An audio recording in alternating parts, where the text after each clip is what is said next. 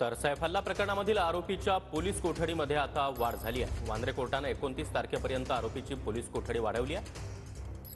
सैफ अली खान हल्ला प्रकरणातील ही मोठी बातमी आहे। सैफ हल्ला प्रकरणामधील आरोपीच्या पोलीस कोठडीमध्ये आता वाढ झाली आहे। तर या संदर्भात अधिक माहिती देण्यासाठी आमचे प्रतिनिधी कृष्णा सोनारवाडकर सध्या आपल्यासोबत आहेत। कृष्णा, का अधिक माहिती?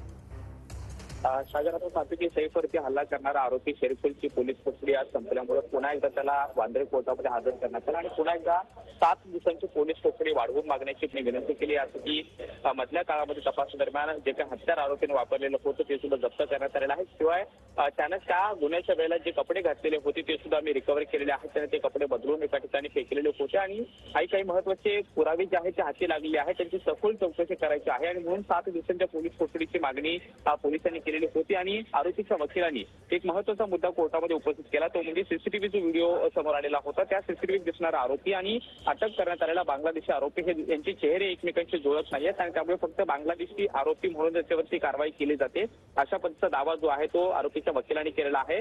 दोन्ही बाजूचे सगळे जे काही मुद्दे आहेत ते कोर्टाने ऐकून घेतले आणि त्यानंतर आरोपीला 29 जानेवारीपर्यंत पोलीस कोठडी पुन्हा एकदा सुनावण्यात आलेली आहे। 5 दिवसांची ही पोलीस कोठडी वाढवलेली आहे आणि 5 दिवसात सगळा तपास पूर्ण करून जो काही अहवाल आहे तो 29 तारखेला कोर्टासमोर तपशिलासहित मांडण्याच्या सूचना सुद्धा पोलिसांना दिलेल्या आहेत। त्यामुळे आरोपी शरीफुल पुन्हा एकदा आता 5 दिवस पोलिसांच्या कस्टडीमध्ये असेल। त्यामुळे येत्या काळात आणखी काय खुलासे होतात किंवा तपास होतो हे पाहणं महत्त्वाचं असणार आहे। मात्र पोलिसांनी कोर्टामध्ये एक महत्त्वाची बाब सांगितली ती म्हणजे हा गुन्हा अत्यंत गंभीर स्वरूपाचा होता आणि एकटा आरोपी हा गुन्हा करू शकत नाही। त्यामुळे या आरोपीचा आणखी कोणी साथीदार आहे का, कारण मोबाईल नंबर जो वापरत होता तो पश्चिम बंगालमधला आहे, त्या संदर्भात सुद्धा आरोपी उडवाउडीची उत्तर देतो आणि त्यामुळे सखोल तपास करून दुसऱ्या कोणी साथीदार असतील तर त्याचा शोध घ्यायचा आहे, अशी देखील पोलिसांनी माहिती दिली। या सगळ्या बाबींचा विचार करून आरोपी शरीफुलला 5 दिवसांची पोलीस कोठडी वांद्रे कोर्टानं सुनावलेली आहे। कृष्णा, धन्यवाद या सविस्तर माहितीसाठी।